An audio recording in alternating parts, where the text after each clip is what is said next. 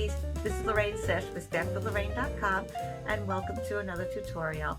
Today I'm going to show you something that's called masking, and since yesterday was Halloween, this is a good time to do this. So this is called masking, where you're going to cover up a part of your card that you don't want stamped.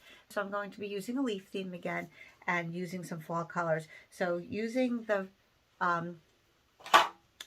Forever Fern stamp set and some fall colors, I'm going to show you how to stamp one layer over your card base to get this beautiful design where it looks like you have a band going across, but you don't.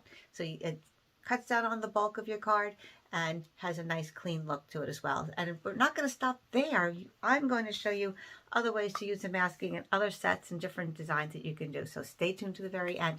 If you like this, please give me a thumbs up down below and leave me a comment. I'd like to know your thoughts. Or if you have any questions, feel free to reach out. You can visit my blog, StampWithLorraine.com, and you can also sign up for my newsletter when you're there, so we can stay in touch. And I can keep you posted on specials and classes and just fun things about stamping and some special exclusive tutorials just for my subscribers on my newsletter. So hope to see you soon and enjoy the video.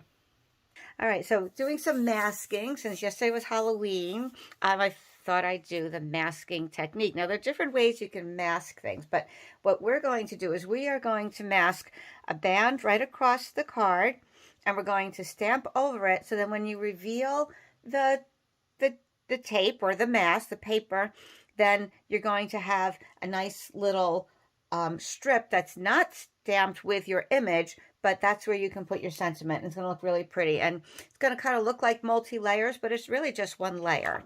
So keeping supplies down, it's pretty nice. So there are different ways you can do this. You can take a little bit of lightly sticky tape. So you can use washi. This one has to be 3/4 of an inch, but I wanted something that's an inch. But if you're using washi or painter's tape, which is, very light sticky, what I suggest is, and I'll use this piece later, it's still a little too sticky for placing on your paper and pulling it up. It might still tear the paper. So rub it on your clothes, especially kind of like a sweater, something that's really linty, so that it takes some of that sticky off. Can you see that?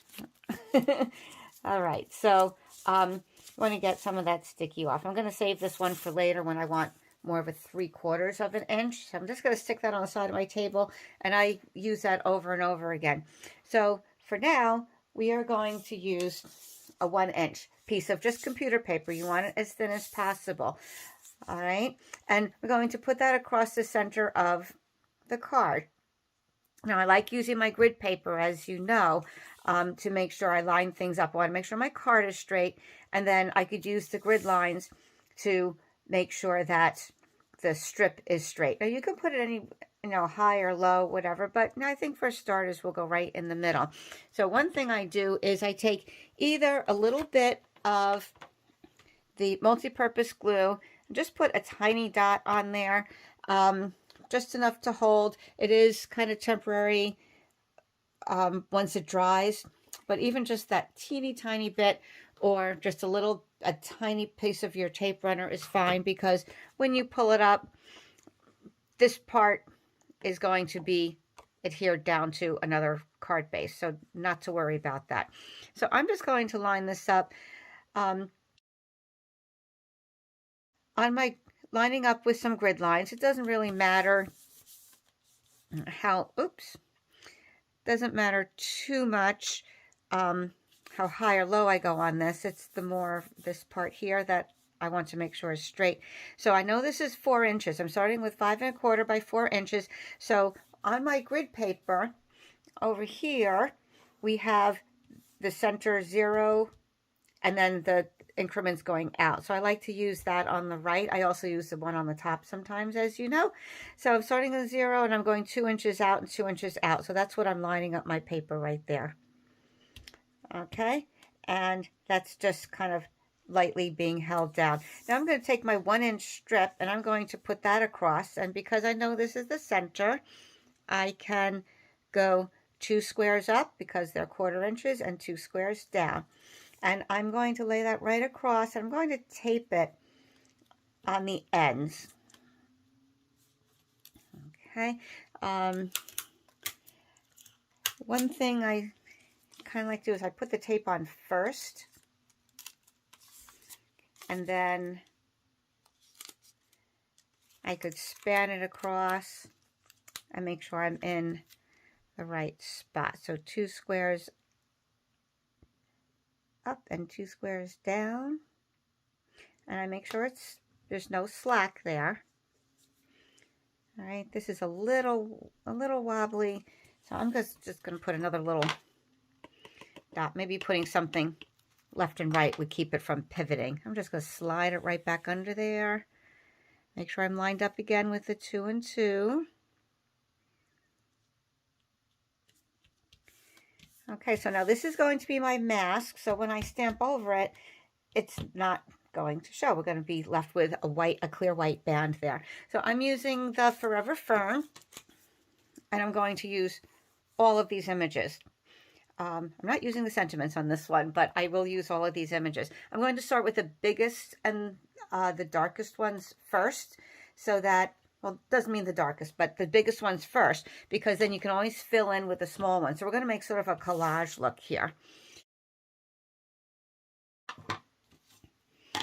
Okay, so here we go. We have this big spray first. I'm using Old Olive. Ink it up real well, and I'm going to just stamp right over the paper, making sure I press down pretty firmly, and I'm going to just do that in a couple different places. And maybe I'll get one a little bit down here, but I don't want this stem sticking up here. So I'm going to get just another piece of paper to mask that up there, because I don't want that to show. I just want a little of that green down and below. Okay, so it's just going to show down here. All right, put that aside. I'm going on to the next one with Mossy Meadow. Okay, this longer sprig, and I'm going to maybe come in a little on the side here. No. How do I want to go? We'll go this way. It's okay if some overlap. Get some here.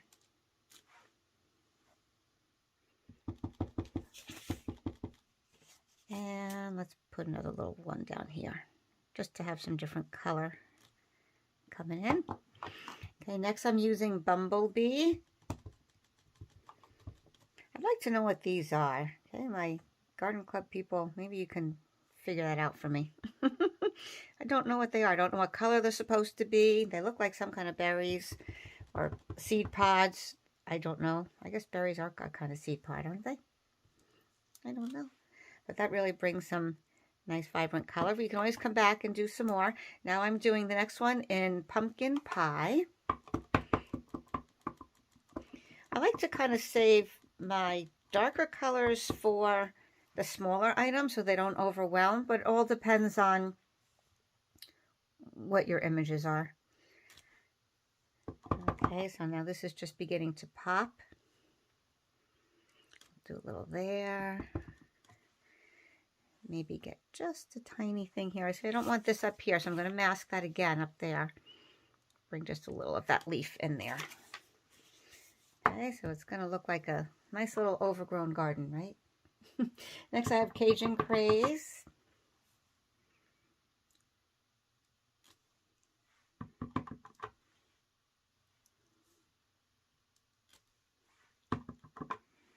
And something there.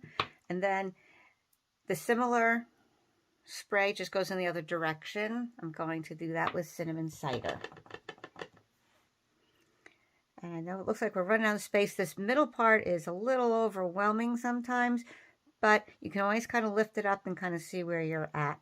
I think maybe a little in here, but going sideways might be nice.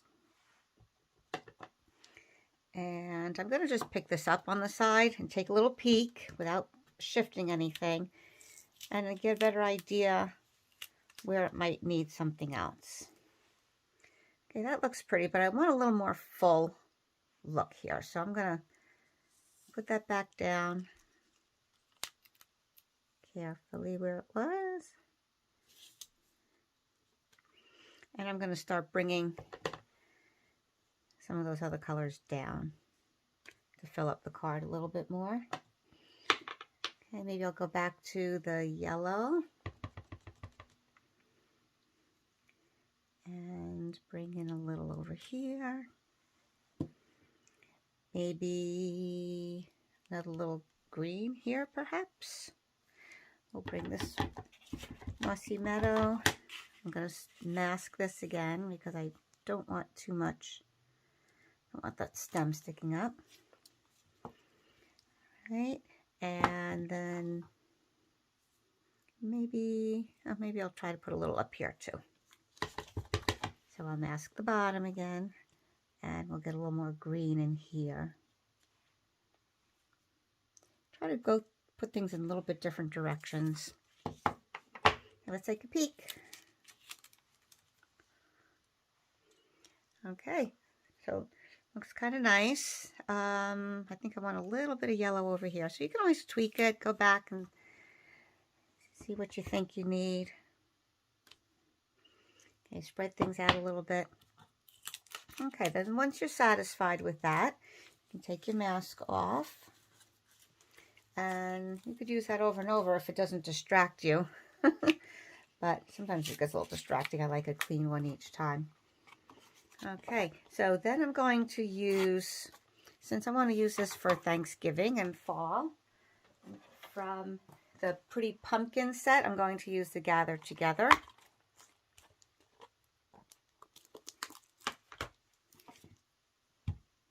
I'll take this guy off, put this guy on, and I'm going to stamp that right in black because I want that nice and bold. You know me, I always like a little black on something to kind of grounds it sometimes. Okay, I'll put that over here, slightly to the side. Now, because this has a bunch of kind of empty space here, I'm going to put a few little embellishments on. There are different ways you can do that, but I am going to use on this one the gold metallic pearls. Okay, they come in a pack of silver and gold. And I'm going to do 3. I'm going to put 1 over here.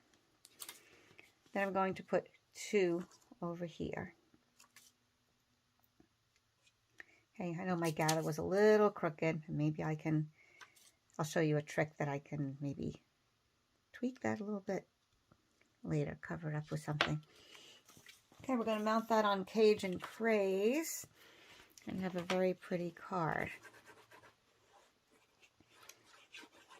Now, this works with flowers or butterflies or other insects or something that you have some nice color. You can make a little collage look out of. Oh no, I did that almost the wrong way. That would not have been good. Okay, so right on the Cajun Craze. We have a nice fall looking Thanksgiving card. So here's the other one I did. This one was a little bit more spread out, perhaps, a little taller and a little bit more white space in there. And I used the black matte dots. And on this one, just a slight different. This is cinnamon cider and this is the Cajun Craze. So every time you do it, it's going to come out a little differently. But no, what a pretty look, right? Looks like a band going across there, but it's all just one layer. And of course, inside, you can stamp one of those little leaves in there to bring that in. Okay, so then here's one I did as a vertical card, and I made it spread out more on the left and then a little less on the right, and I tied a piece of the gold trim around. This time I cut out a thanks. I stamped it and I fussy cut around it, and I popped it up with dimensional dots, so it just gives a little bit more dimension on there. And this is mounted on the bumblebee. So you can really tie in any of these colors. and it can look really nice. So let me just close up my ink pads quickly so I don't make a mistake here. Okay, so here's another version. I was thinking, okay, what if I did 2 strips? I used 2 half-inch strips across a piece of cardstock to make sort of a 3-panel look. So I had, actually I had a larger piece of cardstock, and oh, there we go. I had my 2 strips like this, stamped across. I was experimenting. I hadn't done it this way before. And this was actually a little bit bigger. Okay, this was up here, and this was down here. All right, so it didn't have a very finite end to it. It was more of a spray. And when I was done with it, I liked the look of the 3 panels, but it looked a little odd to me just coming off the end. So I just trimmed it down, and I had what looks like striped DSP in a way. So I thought that was kind of cool. Mounted it on Mossy Meadow. And then sitting right in front of me in my pile of scraps and whatnot was one of these from the scalloped frames. And it was embossed with Tasteful Textiles. So I said, oh, wouldn't that look really pretty on there, right? And then I said, well, it's a little too long for this random piece that I cut. I didn't measure this or anything. I just trimmed it down. So it was a little long here. I said, well, that could look okay. Or I could put it to the side and maybe put a couple of dots here. I was playing around with all the different options. And I knew I wanted to mount it on white to keep that clean linen look. So I'm playing around, and I said, okay, we've cut down some other dies before, rectangle dies. Let me see if it would work with this, because you have to be careful with the scallops. You can't just cut down to any old place because you don't want to be left with half a scallop. So very luckily enough, I was able to cut that down, and it worked out perfectly. I should bring out something that you can see better. Okay, so I was able to cut it down a notch by just layering the scallop die. I'll show you. We've done this with other rectangles to make them smaller or thinner or whatever. So I was able to just line this up with the next scallop down, run it through my embossing machine again, and this part came off so that I was left with this size, and it just happened to give me a nice scallop look behind there. Okay, so then from there we can layer that on our white, put it all together. And then I was thinking, what kind of sentiment to put on here? How would I do that? So, of course, you have to play around with things. You have to physically put them on there, say, do you like this? Do you like that? A lot of people say, how do you come up with these things? Well, a lot of trial and error, actually. So I ran through some options. I was thinking, well, maybe vellum might look nice. I had a little piece of vellum put on there, but it just didn't show up quite as much. I thought of maybe mounting the vellum on another color, but I thought that was just a little too much for here, too dark. Didn't like that because I wanted more of a light look. So, like I said, just going through the process of trying different things. I kind of like the circle, but again, that just didn't show up quite as much. So then I thought, well, I could mount it on the Mossy Meadow, and that would be okay, but the tone of it just didn't seem right to me. Right, this is kind of more feminine, and this is a little bit more bold. So I said, well, we'll save that for a different card.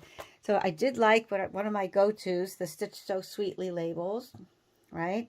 They are so versatile. They have rectangles, they have these labels, and that was, I thought, lovely design for this, but just didn't show up quite as much. Now, unfortunately, we don't have one that's slightly bigger to put a border around, but I die cut one out of the Mossy Meadow, cut it in half, And now we'll have a border on the top and the bottom, and I think it will look just fine. So like we'll have a little bit double stitching there. So I'm going to just put a little glue on here.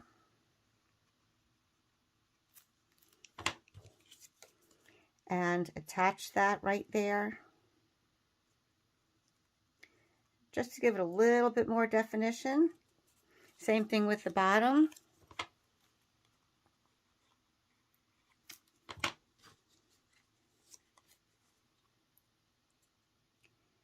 And even though it's not on the side, I thought it looked good. It was just enough, and it didn't cover too much of the design.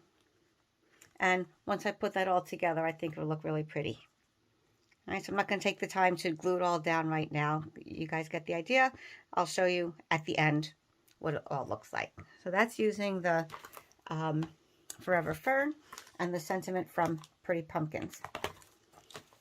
Okay, and then I took the Artistically Ink to give you an idea of flowers. I did that same concept with the flowers from here, not the biggest one, but I took the next size down and the cluster of the three and that one and the leaf. And I did these in Highland Heather, Garden Green, Daffodil Delight, and the Polished Pink. Okay, Polished Pink. And so that looked really pretty. I thought it's kind of springy colors, so getting away from fall, but just wanted to give you different options as usual. And instead of putting the sentiment in the middle, I put it down here, and that was from the same set. And then I tied the, this is actually soft succulent ribbon, but I thought it looked really nice with the mint macaron because it is so light, and with the white showing through, the colors are close, and it still works. It just looks like a different shade of that. So even though mint macaron is not in here, I thought it was a nice light background to show off the flowers. Okay, so I just wrapped this around first, the band, and then I tied the bow separately and stuck it right on there. So, and then of course on the inside, a little flower to carry that in the Highland Heather. So another idea of that. And the next one I'm going to try, oh no, I forgot to show you. Then I said you could also do this with one large stamp. And to make a really quick and easy card, I mounted that on my huge block and put my mat down and came up with this. Just clean, quick, easy card, all monochromatic. Same card, just with different embellishments, just to kind of play around, see what works. And so just with the big stamp, you want to make sure you ink it up real well. Usually we recommend putting the card on the stamp and then rubbing it with a piece of paper over it. But obviously if you are masking a piece of this, you can't do that. So I had my white layer, I masked it, I lined this up where I thought it should be, and then I just made sure I kept pressing and making sure every piece of it got down. Another idea you can do is to use your Stamparatus on something like that, because if it doesn't get stuck all the way down, then you can obviously re-ink it. So especially for the big stamps, it might be a great idea to do that. Stick that on there, close it up. And then here you don't even need tape to hold this. You can use your magnets. Okay, so that way, if for some reason part of your big stamp doesn't get all inked, you can ink it right up and then do it again. All right, so just for a really quick, easy card, all monochromatic. You can have a bunch of these just for note cards, handy, ready to go. And of course, put a little bit of the flower inside.